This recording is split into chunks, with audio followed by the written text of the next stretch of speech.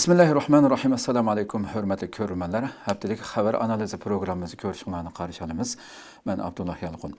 Qadirli görürmənlərimiz, bugün 2026 yılı 16 may şənbə.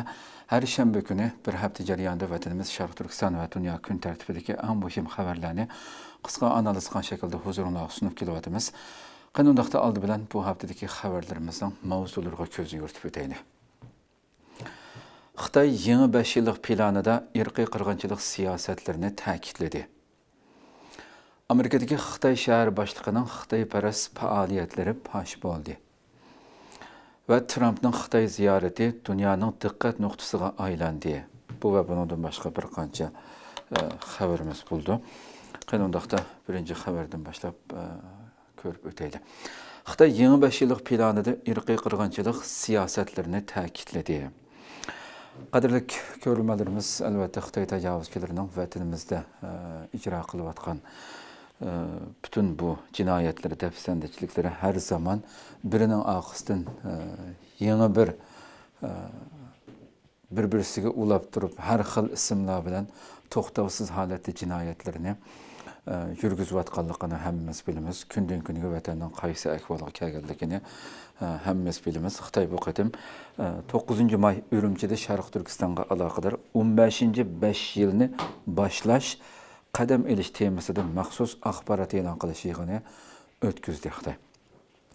Yığında əlbəttə Xitay yıllardan buyon təkrarlab gələn terror siyasəti ibarələri təkidlənib, kelgüsü 5 yılda Şərq Türkistandakı irqi qırğınçılıqның davamlı qattiq icra qılındığanlığına işarət qılındı. Xitay təşviqat vasitələri əlbəttə bunu hər tərəfdən taqatlı bu xəbərini. Axbarat elan qilish yığında atalmış Uyğur Abnum rayonunun Qorçaq rəisi Erkin Tuniyaz söz qılıb 15-ci 5 yıl məzgildəki Şərq Türkistan'a əlaqədar türlük nişan və vəzifələrini tunuşturdu bu yığında.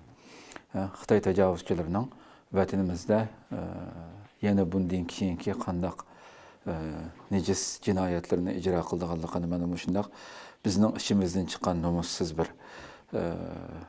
manqurtның ağzı bilən digizdiğin gəpimdir.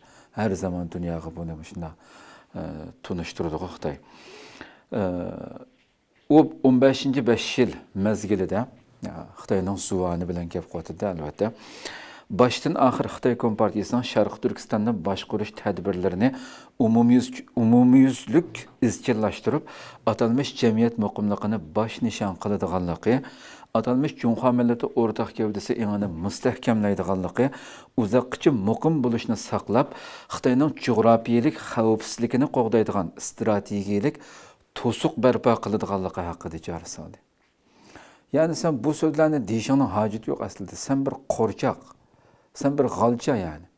Senin akandın kelgen təlimatdan başqa hər qandaq bir hərfini uyaq-buyaq qilish hukukun var mı ki senin aslında? Yok bu hukuk yani. Xuddi bu özligidən bir yerdeki başqurğuçular çıxıb biz müşündə plan tuzluq atalmış Abdunum rayon bayandı tırnaq içində. Xuddi sen qıldın bu nasıl? Yani her bir çekitlergacha senin kokulağını tutup duruvatkan merkezden kelgen senin merkezinden kelgen buyruq boyunca əməl qılsa, şunun nimesini icra qılsa millətdə. Erkin Tuniyaz sözlərdə atalmış Cunha milleti ortaq gövdəsi eğini müstəhkəmləş, mədəniyyət arqılıq uzuqlanmış. Yıllardan buyan hövüb getdik bu sözlərə. Davamlı halətdə bu numussuz sözlər yani. Qalbdən itiraf qilishni küçəytiş. Demek ki bularni hazırgacha bu xalqqa yigizib bulanmadın, itiraf qığızıb bulanmadın ki sen hazırgacha bu səfsətəni to'lavatsan. Bunu təşviq qılıvatsan. Keç gündüz bunun üçün tirişivatsan. Hazırgacha sındırıb bulanmağanlığın üçün qılıvatsan əməliyyatı bu nəsini. Oxşaş bu səfsətlərini yana təkrarlab Xitay Şərq Türkistan'da Uygurlar başlıq Türk milletlerine qarata icra qılıb atqan irqi qırğınçılıq siyasətini davamlı qattiq icra qıldığanlıq əlbəttə orada sözlənген. Onundan başqa yana bu axbarat elan qilishig'ində tilg'a elingan barliq məzmunlar bunundan keyin oxşaş bu terror siyasətini assimilasiya qılıb bu xalqni yo'q qilib o'tish siyosatini izchil davamlaştırılganlıqqa işaret qılan. Bu sözde bütünlüğü hammasi bu məzmununu öz içine aldı. Yığında yana elbette atılmış Asya, Avrupa, Altın Yolu ve G'arbga echib kövrük beşi istihkamı barpo qilish, Xitoyning energiya boyligi bexatarligi kapolatlik qilish, sayohat orqali gullantirish qatorliqlarining ta'kidlanishi Sharq Turkistondagi majburiy emgak mahsulotlarini Yevropa, Osiyo ellariga yetkazish, tabiiy boyliqlarni talon-taroj qilish, irqiy qirg'inchilik, sayohati qatorliq jinoyatlarning davomlashadiganligini aniq ko'rsatib beryapti bizga. Chunki bu tilga olgan energiya boyligining bexatarligi, sayohat orqali gullantirish, buning hammasi yillardan buyon Xitoy bütünlüğü uyarı kılıvatkan cinayetlerini yepiş üçün, dünyanı aldaş üçün nurgun ömeklerini teklif kılıp, köz boyamçılık kılıvatı doğamdı. Bu sahani şiltip durup, bu xalqның tiptini yaşavatqanlığını, güllünüvatqanlığını bildiriş üçün. Toxtavız saadətdə bizning vətəndən dünyaga eçivitilgan, çıqırılıvatqan mallar, bunun xəbərini davamlı qaləti bildirdi. Demək bu yaşındaq tinç, bu xalq mana şundaq paravan yaşavatdı dünyaga, bu tərəfini köstüb durub, bu yalğan təşviqatı arqılıq köz boyamçılıq qılıvatıdır. Bularning tekrar tilgə elinişi, bunun deyin kimi yana bu qırğınçılıq siyasətinin davamlaşdırılığının aniq işarəti deb aniq körsüb beryapti bu. Xoş, qadrli görürmənlərimiz, yana bir xəbərimiz gəlsək, Amerikadakı Xitoy şəhər başlığının Xitoyparast fəaliyyətləri paş oldu. Əlbəttə, qadrli görürmənlərimiz, yəni Amerikada bolsun, köpürək Amerikada çıxıvatıdı. Ve başka garip dünyasında devamlı halatda şu yerge yerleşken, hatta şu yerde doğulup, şu garip medeniyetinde ösken, tigi Xitay boğan məxluqlarının mı, dünyanın her qaysı yerlərdə öz dövlətiga, şu yerdeki mənsəb arqılıq, mənsəbidin paydalanıb durub, yani Xitay üçün işləvatqanlıqadək, faciəlik xəbərlər, casusluq qılğanlıq haqidagi xəbərlər, köplep yaqinqi yillardan buyon davomli holatda ko'rib turyapmiz. G'arb ma'lumoti hozirgacha bundan bir dars elib, bu Xitoylarni bundaq yuqori mansabli yerlarga o'rinlashtirish masalasida diqqat qildigan, buning kuchli qadam bosdigan ishni aniq bir shaklda texi alanmadı. Uyg'ongan bo'lsa-mu, yana davomlashtiryapti Xitoy bundaq singib kirish orqali. Bu qatim Amerikaning Kaliforniya shtatidagi Arkadiya shahrining Xitoy shahar boshlig'i qonunsiz holda Xitoy rejimining tashviqotini qilish jinoyati bilan Federativ sud mahkamasi tomonidan ayblangan. Va ayblanib bu surish boshlangandan keyin buningki bu cinayeti tekshirishga boshlangandan keyin bu Xitoy jinoyatlarini e'tirof qilgan. Fransiya xabar agentligi BBC nurg'un xabar agentlaridan ko'plab berildi bu xabar. Bu xabarlarda Amerika Adliya Ministerliği 11 may Kaliforniya shtatidagi Arkadiya shahrining Xitoy shahar boshlig'i Wang Aylinning qonunsiz holda Xitoyning chet eldagi vakolatchi xodimi bo'lganligini, Amerika hukumatining tasdiqisiz Xitoy rejimining tashviqotlarini va ta'sir kuchini tarqitish faoliyatlari bilan shug'ullanganligini e'lon qilgan. Qarang, bu numussiz Xitoylar shunda shu yerning qonuni bo'yicha men anda qilman deb normalda qasam berdi vazifa topshirib qo'ydi. Ammo Xitoy uchun ishlaydi-da, o qasamiga amal qilish undan asla mumkin emas qo'yamdi bularda. Unda bir axloq deydigan narsa yo'q. Bu Xitoy uchun ishlagan, Xitoyning xabarining tafsilotida shuncha ko'p narsa borki, aslida vaqt e'tibori bilan eng muhim yerlarni tilga olsak, masalan bu Xitoy taftish amaldorining bildirishicha, Wang Aylin jinoyatlarni e'tirof qilishga qo'shilgan va shahar boshliqlik vazifasidan istifa bergan. 58 yoshli mazkur Xitoy 2022 yili 11 oyda Xitoy nüfusi intayin ko'p bo'lgan Arkadiya shahrida parlament a'zoligiga saylangan ekan. Mazkur shaharda jami 5 parlament a'zosi bor bo'lib, navbat bo'yicha shahar boshliqlik vazifasini o'taydi ekan. Mazkur Xitoy oldingi oyda Amerikada chet el hukumatlarining qonunsiz vakolatchisi bo'lish ig'ir jinoyati bilan ayblangan. U Xitoy amaldorlarining talabi bo'yicha Xitoyparast maqolalarni va tashviqot mazmunlarini tarqatgan. Ammo u bu harakatlarini qonuniy talablar bo'yicha Amerika hukumatiga dokulat qilmagan. Hammasini astiritdan davamlaştırıp vergende. Adliya Ministerliğinin alakadar hüccetlerinde körüsleşçe Van Aylin yana bir şiriki Sünyavının bilen birlikte Arkadiya şehrdeki Xitaylarının haber süpüsü bilen temelleşnamada Amerika Haber Merkezi degan bir torbetini kurup işqi kiriştirgen. Ve Xitay rejiminin teşviqat mazmunlarini e'lon qilgan. Bevosita Xitay tarafidan avatilgan xabarni aynan shaklda beradigan gap hamda. Xitayninki kommunist rejimi tarafidan avatilgan xabarlar. Xitay amaldorlari WeChat orqali uningga yezib tayyorlangan maqolalarni yo'llab bergan. Hattoki shu nihoyat yaxshi qilgan Xitoyning shu Beyjingdan kelgan buni maqtab do'lisini silab qilgan mazmunlarni boshqa xabar nimalar tushgan. Nihoyat bek ta'sir yaxshi ishlarni qilyapsan deb Beyjingdagi akalaridan bu maqtashlarga erishib Xitoyda. Adliya Ministerliğinin alakadar hüccetlerinde körüsleşçe Van Aylin yana bir abayda yapılan yerimiz bu. Onun şiriki Sünyav'dan bolsa bultur 10. ayda cinayetlerini itiraf kılgan bulup 4 yıllık qamoq cezasıga hüküm kılıngan ve nöbetli ceza müddeti ötmektekin onun şiriki. O 2022 yılı Van Aylin parlament azalıqı saylanğanda onun maliye mesulü bolğanken. Hazır ceza müddetini ötəvatqan şiriki. Adliya hüccetlerinde məlum buluşca Van Aylin 2021 yılı 6. ayda bir Xitay əməldari Los Angeles vaqt keside elan qılgan bir təqriz maqalesini öz torbetide tarqatqan. Mazkur maqolada Sharq Turkistonda irqiy qirg'inchilikning, majburiy emgakning mavjud emasligi, tarqalgan yolg'on yovdaqlarning maqsadi Xitoyga qori surkash, taraqqiyotiga to'sqinlik qilish ekanligi qatorliq belgilashlar o'rin olgan. Qarab boqaylik, dal Xitoyning kommunistning og'zi bo'yicha, kommunistning og'zi bilan kommunistlar davomli deydigan iboralar o'xshash.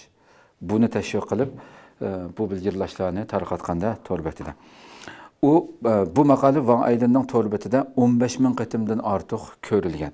O maqalaning ko'rilish qitim sonini WeChat orqali Xitoy xodimiga yo'llaganda, mana Xitoy xodim nihoyat yaxshi deb maqtagan. Beyjingdagi Xitoy xodim bu hamda xo'jayinlari. Van Aylin bo'lsa rahmat rahbar deb javob qaytargan. Ya'ni sen Amerikada turib, oyadagi vazifa o'taysan, qarab boqayli bu Xitoylarning nomussizligini yani. Ama talimatni, buyruqni boshqa yerdan olasan. Van Aylin dushanba kuni sotqa chiqqan bo'lib, kelgusi bir necha hafta ichida jinoyatlarni rasmiy yo'sinda e'tirof qiladi ekan. U mazkur jinoyatlar uchun taxminan 10 yillik qamoq jazosiga hukm qilinishi mumkin degan xabarlar berilyapti hozir. Albatta buni ko'ramiz oldimizga keladi. Xo'sh, yana bir xabarimiz kelsak, Trumpning Xitoy ziyarati dunyoning diqqat nuqtasiga aylandi. Qadrli ko'ruvchilarimiz, albatta bu haftadagi Trump ziyarati necha oylardan buyon kutilyapti albatta bilisizlar. Butun dunyoning diqqatini tortgan hamma axborot vositalari har bir harakatlardan tortib bu ikkisiniki shu ziyorat jarayonidagi diqqat qilib shuningga analiz qilayotgan bir qiziq nuqta bu haftadagi mana 13 maydan 15 maygacha ziyorat ilib bordi Amerika prezidenti Donald Trump. Aradan 8 yildan 8,5 yil o'tgandan keyin Xitoyda ziyarati bo'ldi. Xalqaroliq albatta siyosiy, iqtisodiy, harbiy vaziyat intayin qattiq keskinlashgan bir vaziyatda turibdi dunyo. Bunu albatta har haftadagi xabarlarimizda, programmalarımızda tilg'ilib kelyapmiz. Mana bu shunday bir orqa ko'rinishda elib berilgan bir ziyorat dunyoning diqqatini qo'zg'adi. Albatta buni biz suhbat Arkan Akram bilan suhbat qilamiz, yo'li birdam turib.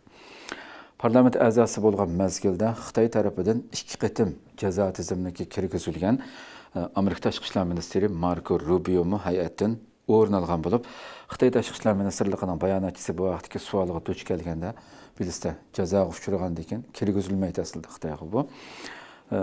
Ammo shu Xitoy bu qatim ajoyib bir o'yin xabarni tafsilotiga kirsak uzun masala. Yani onunki Xitoycha Marco Rubio'ning ismi yozilgan bu harf shakl ashlarni boshqa bir harflarni almashtirib turib kirgizishga ruxsat qilinganda bu qatim Marco Rubio'ning bu. Bayanatçısı bu sual duş kelgende Marco Rubio'ga ceza yurgizishga sabab bo'lgan so'zlarning u parlament a'zosi mazgillik so'zlar ekanligini aytib, jazoning kuchga ega emasligiga ishorat qildi. Amaliyotda ismning yezilish shaklini o'zgartganda hamda harflarni ixtaydi. Trumpning ziyorati jarayonida uning Tayvan masalasi, Sharq Turkiston masalasi, Iron-Xitoy munosabati so'dush albatta bu qatimqi ziyoratiga dunyodagi dongliq shirkatlarningki rahbar boshliqlari mayli Almining bo'lsin, Nvidia'ning bo'lsin va boshqa masalan Elon Musk 20 dan ortiq shirkatningki bosh nimasimi billa nihoyatda cho'ng bir savdo vakillar o'makama qatnashgan bu qatimqi ziyoratga. Albatta muzokaralarning ichida bugungi Iran, Isroil, Amerika urushi va boshqa butun shu Hormuz bo'g'ozi masalalari, Xitoy va Amerika o'rtasidagi bu savdo urushi nurg'un masalalar tilga elindi bu yerda albatta. Buning tafsilotini Erkin Akram bilan o'tkazgan suhbatimizda uni cho'qim ko'rishinglarni umid qilamiz. Butun bu ziyoratning jarayonida tilga elingan bundan keyingi dunyo vaziyati ko'rsatgan ta'sir haqida albatta tafsiliy holatda to'xtalamiz qadrli ko'ruvchilarimiz. Xo'sh, unda bo'lsa bu haftadagi yana shu Trump ziyoratiga aloqador dunyoning diqqatini tortgan ikki muhim xabarimiz bu hafta ichida tarqatgan. Amerika prezidenti Donald Trumpning Xitoy ziyorati jarayonida Xitoy amaldorlari uningga va ziyorat hay'atidagi boshqa amaldorlarga bergan barliq sovg'at va xotir buyumlar josuslik xavfi sababli aeroplanga chiqishdan burun Amerika xodimlari tomonidan yig'ib olinib, axlat sanduqiga tashlab etilgan. Bu albatta nihoyatda diqqat qo'zg'agan bir nuqta. Butun, ya'ni nihoyatda jiddiy tekshirilgan aeroplanga yangi chog'liq narsa elinmadi deydi Xitoy ziyorat jarayonida. Hatto Amerika vakillari Amerikadan bir qatimliq ishiltishni olib kelgan barliq telefon, kompyuterdan tortib tashlab etildi degan xabarlar chiqdi. Yana bu ziyorat qaytish kuni bo'lgan ish, tunugun. Mao Amerika ziyorat Amerikaga Xitoyga ketayotgan aeroplanning ichidagi ko'rinish. Bu albatta 13-may nihoyatda diqqat qo'zg'agan xabarning biri. Amerika a'zosi bo'lgan, parlament a'zosi bo'lgan mezgilda Xitoy tomonidan 2 qatim jazo tizimiga kirgizilgan Amerika tashqi ishlar ministri Marco Rubio'ning tunji Xitoy ziyoratidagi pozitsiyasi g'ulg'uli qo'zg'adi. Nima shu kiyimlarga qarab qo'yaylik. Safar jarayonida Venezueladan Amerikaga elib ketilgan Nicolas Maduro'ning qo'lga olingandagi kiyimlar bilan o'xshash kiyim kiyishi diplomatik hurmatsizlik va kuch ko'rsatish deb sifatlandi. Resim bilan nihoyatda axborotlarda ko'plab tarqaldi bu qatimmi bu. Albatta bulardagi ishorat hammasini Erkin Akram bilan suhbatlashamiz. Yana bu haftadagi yana bir to'xtaladigan nuqtamiz qadrli ko'ruvchilarimiz. Hozir biz Sharq Turkiston ulusal futbol komandasi treneri hurmatli Ilshad efendi bilan suhbat o'tkazamiz. Assalomu alaykum. Va alaykum assalom. Ilshad efendim ko'p rahmat aytamiz ziyoratimizni qabul qilganingiz uchun oldi bilan. Sizga rahmat mush fursatdan foydalanib bizni tashviqot qilganingiz uchun. Ko'p rahmat. Albatta qadrli ko'ruvchilarimiz biz o'z vaqtida shu ulusal, ya'ni Sharq Turkiston ulusal komandasiningki 2025-yili 1-iyuldan 5-iyulgacha davomlashgan bu Konifa Osiyo Lo'nqisi futbol musobaqasi Londonda o'tkazilgan vaqtida uni xabarini ham berdik. O'tkazilishdan burun shu vaqtida ya'ni to'plangan ham bu yerdagi bu mahirlarimiz bu musobaqada nihoyatda yaxshi natijalar bilan eng oxirdagi natijani desam qisqartib shu dunyo lo'nqisi musobaqasiga qatnashish salohiyatiga erishgan, ya'ni 3-iyul o'z vaqtida shu 2025-yil 3-iyul hamda Tibet komandasi bilan tutishib raqibini yengandan keyin hamda hozir Nyu-Yorkda o'tkazilgan bir erkinlik lo'nqisi futbol musobaqasi masalasi kun tartibida hozir Ilshad efendim. Buni albatta sizlar ijtimoiy vositalarda buning tashviqotini qilyapsizlar. Shuning uchun oldimizga shu Nyu-Yorkda o'tkazilgan musobaqa haqida, uningki o'tkazilish tarixi, qanday tanlanganligi haqida va xalqimizdan nima talab qildiganligini haqida biraz ko'rganlarımizga ma'lumot bergan bo'lsangiz. Xo'sh, oldida yana bitta assalomu alaykum. Shu ko'rgan barliq qarindoshlarımizga Sharqiston futbol jamiyatida salom. Lekin ap ishida siz so'zlagan bizga kichik bir xatolik bo'lib qoldi. Shuni bir tuzib qo'y dedim. Yana xato tushunib qolmasin. Yani biz o'tgan yil o'ynagan Konifa Osiyo Lonqisi o'ynagash, biz Konifa Dunyo Lonqisiniki kirish biletini ala oldik. Xo'sh, xo'sh. Dunyo Lonqisilar emas, yana xato tushunish bo'lib qolmasin. Shuni tuzib qo'y dedim. Lekin bu hafta kimsa bo'lsa Konifa degan organ bilan munosabatsiz. Bu Tibet tarafidan bizga qilgan bir taklif, bir do'stlik musobaqasi, kichik bir shekildagi bir turnuva. Bu musobaqani qilishning maqsad nayt aniq. Ya'ni siyosiy jihatdan o'zimizdagi kimligi, xalq butun dunyoga anglatish va Xitoy qarshiligimizni bildirish hamda bo'libmi, nemish bu 5-oy bo'ldi degan vaqtida hammamiz bilamiz bu yil 2026-yili yozda Dunyo Lonqisi Amerika, Kanada, Meksikoda bo'ladi. Yani bu demek bütün dünyadaki media, devlet rehberleri degandek hammadan ko'zi shu Amerika tarafı bo'ldi. Shuningga mushunda bir kat fursatdan burun biz mushunda o'zaro bir do'stlik shekilli bir turnuva o'ynagash ham o'zimizning tuntayli bizning yana mavjudligimizni bizga bo'layotgan zulmlarni mushu futbol musobaqasi orqali kuchimizdan berishcha shu mediaga va shu Amerika xalqiga va nurg'un mediachilarga to'ntayli degan bir maqsadda bizni chaqirdi. Shuni biz albatta bu fursatni yaxshiga, muhimga, har qanday jihatda muhimga deb shunga qatnashdik. Tushundim. Ko'p rahmat. Ya'ni bu musobaqa hozir 29-31 may. 29-31 may 28'den başlaydı. 28'den başlap 31 maygacha New York'ta o'tkazildi. Doğru. Hozirgacha albatta ijtimoiy uchur vositalaridagi uchurlaringlarni chaqiriqlarni ko'rdik. Hozir ehtiyojli bo'lgan, ya'ni bu ulusal Sharq Turkiston ulusal futbol komandasi hozir eng ehtiyojli bo'layotgan narsa nima? Ko'rmalarimiz buni bilsa, lekin Albatta. Bu muhim nima ihtiyoç deyishdan burun başta bir barliq xalqimiz mushunda televizyon kanallar orqali, radiolar orqali bu ulusal komanda zat qanday bir futbol komanda, bu adalik bir futbol komanda mı nima deganini tushunish kerak. Xo'sh, xo'sh. Bu xuddi siz o'zingiz Turkiyada o'xshash, Turkiyadagi milliy takım deydi bu Türkçe. Ha, xo'sh. Hollandiyadagi davlat komandasi degandek. Biz mu şu 2019'un başta bu Şərq Türkistan ulusal komanda, yani biz künep qalğan tilimiz boyunca desek, Şərq Türkistan devlet komandamızı kurduk. Xo'sh, xo'sh. İsmidan ma'lumda albatta. Albatta. Şu men diq to'xtalmadim, ismidan ma'lum bo'lgandan keyin butun Sharq Turkistonliklarga vakillik qildigan har bir Uyg'ur o'zimning futbol komandasi deyalaydigan bir Albatta. ismidan ko'rinib turg'achqa. Şuna bo'lgandan keyin biz har qanday bir diaspora mayli vatan işi sırtı bo'lgan qarindoshlar bo'lsa, bu bizning komandam, mening komandam deb oldi bilan bu yuzto'y bo'lishi kerak. Albatta. Shunga shuni oldidan tushunish kerak. Lekin biz hozircha Sharq Turkiston futbol jamiyati tarafidan bizning qo'limizdan kelishicha tashviqot qilib kelyapmiz, aloqa qilyapmiz. Futbolchilarni tayyor qildik, program tayyor qildik. Hozir birdan bir duch kelayotgan narsa iqtisod. Chunki bu futbolchi bolalarni biz yani en yakın ötken yapımızsa bir yerden adam çakıp keyin balla emas. Biz bu futbolcu azmetlerini okşmaydigan devletin en yaxşı oynaydigan futbolchilarni qo'limizdan kelishicha chaqirib bir yerga yig'ib aytyapmiz. Bu o'tgan yilda shunday jib qolgan o'xshash.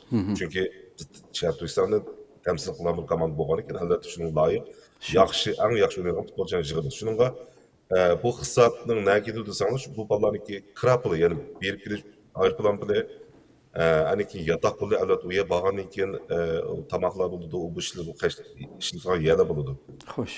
Emniyette bu Sharq Turkiston ulusal komandadagi barliq a'zolarga, futbolchilarga o krap puli, yatak pullar emas.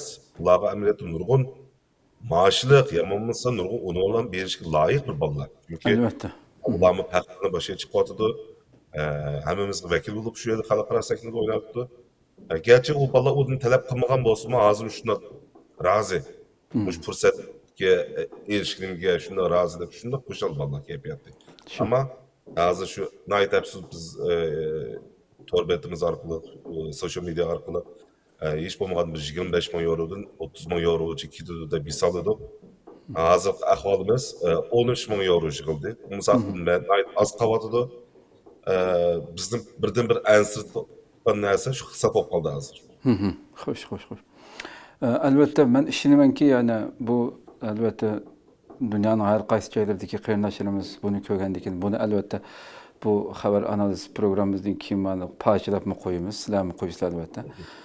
Bu xalqimiz ko'rgan, xalqimiz qo'ldan kelgancha bu hech qancha narsa emas menimcha bu talab qilingan mablag' yüz nihoyatda natijalik oyoqlashdiganligi ishimiz. Xalqimiz ham bunga albatta qo'ldan kelgancha bu qo'llaydiganlikqa yüz ishimiz yani. Muvaffaqiyat tilaymiz sizlarga.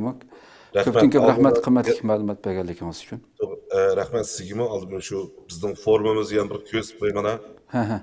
Mushu kiyimi orqali futbolchilar Ayulduz Bayroqqa One All Sport degan bizning kimo şu sponsor qilgan marka, Avstraliya markasi. Nayt hammamiz har qanday Maşallah, bak chiroyli qopda. Aqrinliqdek bir ish bu amaliyotda. Shunga albatta. tuvanchiliklar yana bir diasporada yashayotgan barliq qarindoshlarga qo'linglardan kelishicha mayli moddiy va ma'naviy shaklda qo'llab berishinglarni va shu musoqlarni naq maydonda qo'ydi ekan, shu naq maydondami unutmay ko'rishinglarni umid qilaman. Eng oxirida albatta Istiqlol kanaliga ko'p rahmat ushbu fursatni. Rahmat sizlarga. Biz rahmat aytamiz. Muvaffaqiyat tilaymiz inshaalloh bütün mahirlarimizga. Ko'p rahmat. Ko'p rahmat. Qadrli ko'ruvchilarimiz, albatta biz bu ekrandan bütün xalqimizni, bu mahirlarimizni, azimatlarimizni biz uchun vakillik qilayotgan mayli nada bo'lsin, qanday bir musobaqa qatnashsin, bir Uyg'urning ismi bilan Uyg'urim deb bizning vatanning bayrog'ini maydasiga lapildatib turib, shu kiyimlarni kiyib turib, bizga vakillik qilib o'ynaydigan bu mahirlarimizni qo'limizdan kelgan bu yerdagi so'zlangan mablag' hech bir narsa emas, biz muhojirda yashayotgan xalqimiz uchun. Buning natijasi ko'p bo'lsa-mu, bitib ketganligiga yüz ishonchim komil. Ko'rmalarimizni qo'ldan kelgancha, shunda bo'lsa-mu, bitib ketganligiga ishonchimiz komil bo'lsa-mu, bu mening ko'nglim degan shaklda mayli az ko'p bu yoshlarimizni qo'llash, bularning ruhini ko'tarish uchun harakat qilishga chaqiramiz.